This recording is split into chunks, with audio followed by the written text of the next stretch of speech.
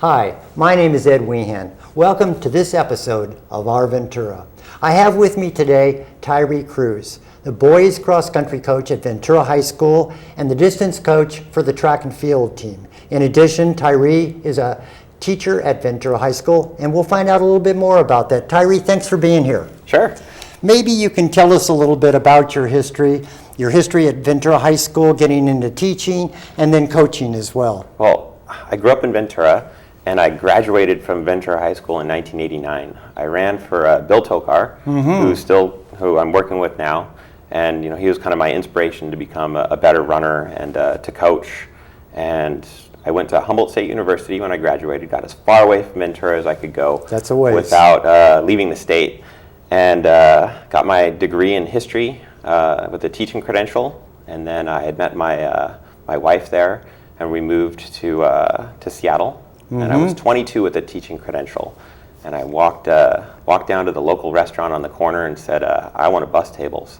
I just felt way too young to be teaching or coaching or anything like that, and so that moved into bartending. And then and I put my wife through occupational therapy school. And after 4 years of being up in the clouds and all that stuff, we looked at each other and said, "Ventura is a pretty nice place. I think it's time to go back."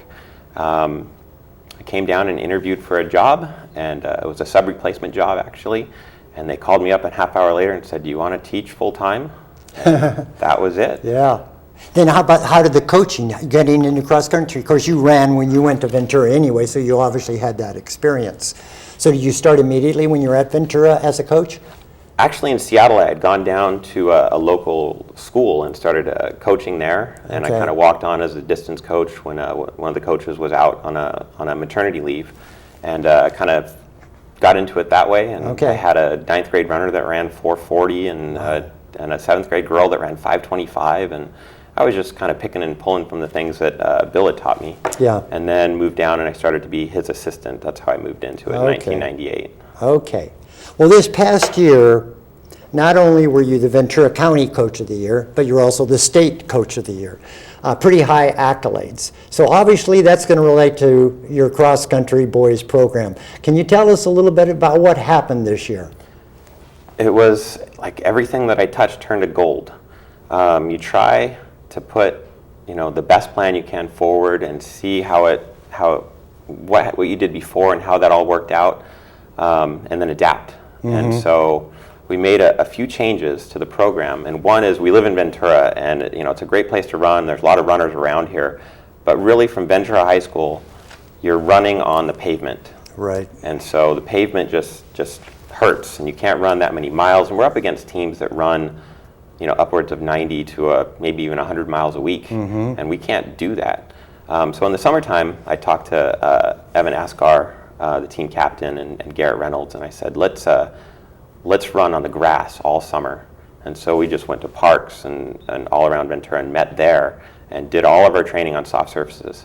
And we supplemented our mileage with getting in the pool and swimming. They loved playing water polo, and we lifted weights, and we got in the spin room and spun. And so all kinds of cross training to make sure that we were fit enough and not killing our legs so we could compete with those big-time teams. And this is something you hadn't done in previous years, at least to this degree? To this extent, I hadn't done that. And so I threw all my eggs in one basket there and said, we're staying on the grass. We're not running on the pavement.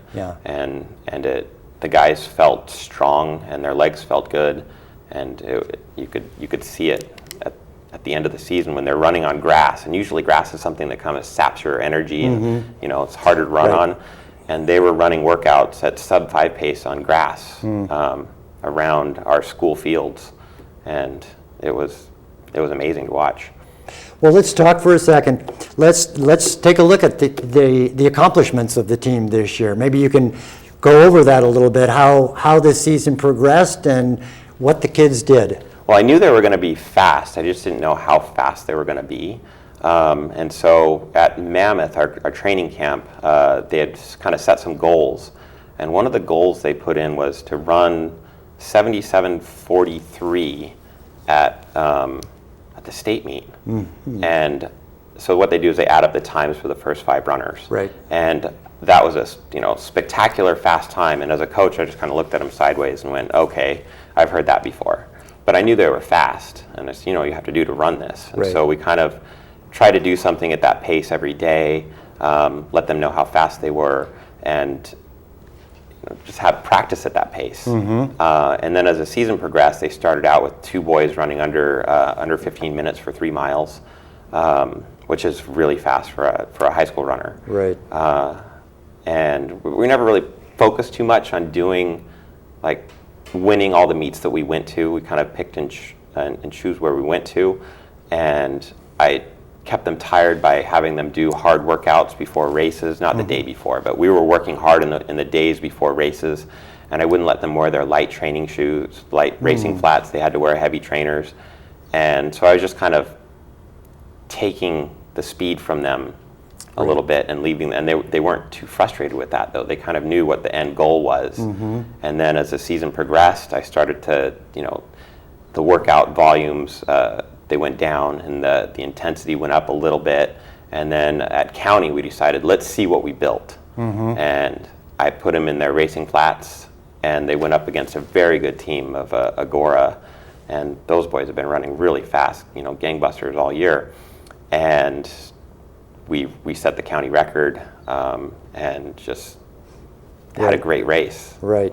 So you've won, didn't you win the county 2 years in a row now? That was the second Right. year you won that, but you set the course record, I think. I think the first year we won county, I think we were 3rd or 4th, the fastest time. Yeah. And then this year we set the fastest time that has been run in the county. There's been some great teams in Ventura County. Yes. Yeah. So was that the first time you knew you really had relatively an exceptional team? Yeah, I was pretty excited about that, and I was a little scared too, because to run that fast that early, I was like, did we start too soon? Yeah. And the thing about it was that they had done the work to sustain a long campaign into the postseason, and so that was kind of the excitement for that got them realizing how fast they could really be as a team.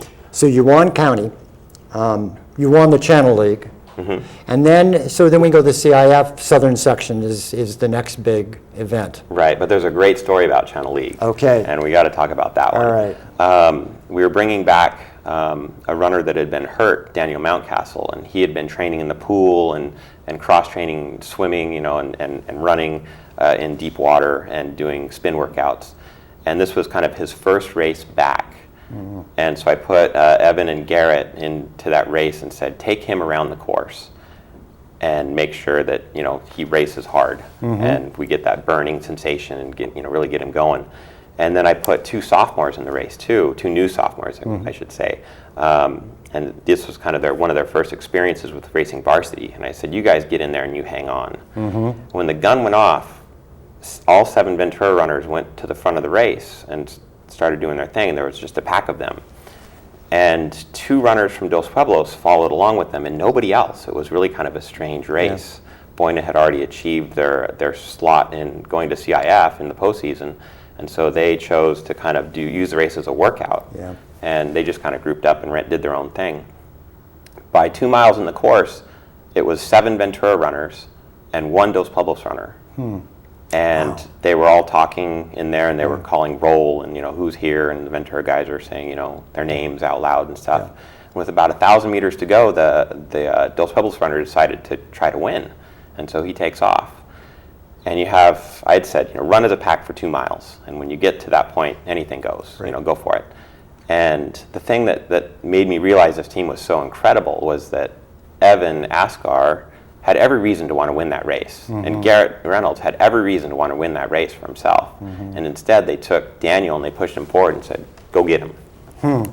And Daniel chased down the Dos Pueblos runner and beat him at the line by a second. Oh, good. And then the 6 remaining Ventura runners just finished at a good pace. And when they were coming down to the finish line, instead of racing in, they made a line, an echelon, and finished across the finish line together in a 6-way tie for 3rd.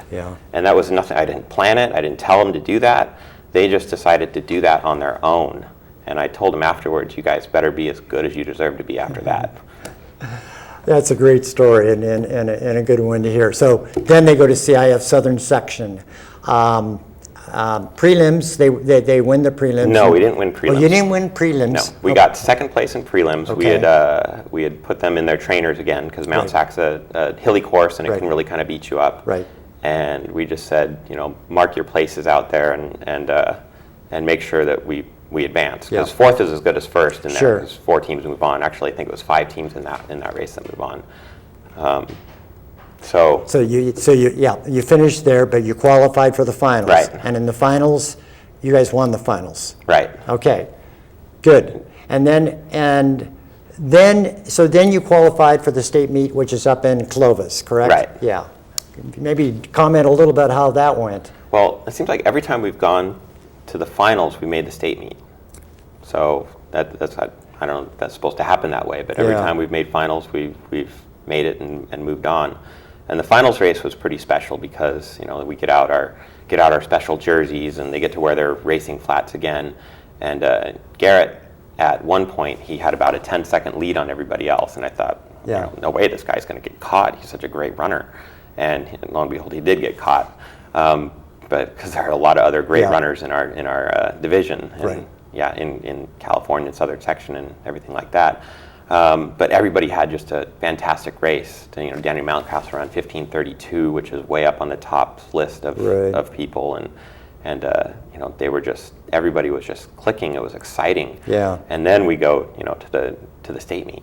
Right. And there's a special air to that course. It's a beautiful course. It's a cross country course. It has hills in it. It has a little bit of everything, and it's just kind of a special course to run on. And being up there, we go to the same restaurant, and we see the same waitresses, and it's just kind of every year kind of the same things, and so it becomes kind of a special privilege to get to go to that. And the night before, I could tell the boys were kind of nervous or whatever and excited, and you don't want to be too excited for a race like that because you can go out too hard and kind of burn through all your energy. And so I sat him down the night before and I said, we've worked hard for this, and make sure you get into your sleep tonight and stuff, but really tomorrow, go out and be average. That's all you have to do. If you run your average race, then we're going to be just fine. Yeah. And they set a course record, didn't they? They did. They ran the exact time that they had predicted at Mount Sac, or at Mammoth. Yeah. What, 6 months earlier, exactly. 4 months earlier. So let me just to move it on here. So you're driving back from this race, and you get a phone call from Nike. Right. And maybe you could real quickly talk about the Nike thing. So Nike Nationals, put on by them, and it wasn't my plan to go there or anything like that. It was, the state meet was our goal. Right. That was the thing that we were looking for, and that was, the huge special moment with that, and that race with Garrett being out front and Evan right there. 2 guys in the top 10 in that race, and our 3, 4, 5, or 4, 5, 6, 7, 8 guys, 4, 5, 6, 7 guys. They were the fastest runners. Yeah. So for every team's third runner, we had the fastest third runner. Every team's fourth runner, our fourth runner beat them. Every fifth runner, right, and so on, all the way to our seventh runner. And Daniel Mountcastle had lost his shoe halfway through the race and finished a mile and a half with one shoe on. And so Nike Nationals was, it was on the radar, kind of like, we could maybe make it, but there's some great teams out there, and we're just one team of a million. And that was the high school national meet where Ventura actually finished 7th overall. We've just run out of time here, really? So it's amazing. I could go on with you for another half an hour, but let me end this by thanking all of you for watching this program, and I hope to maybe bring Tyree back here again so we can finish up on some other highlights of this past season. But thank you for watching.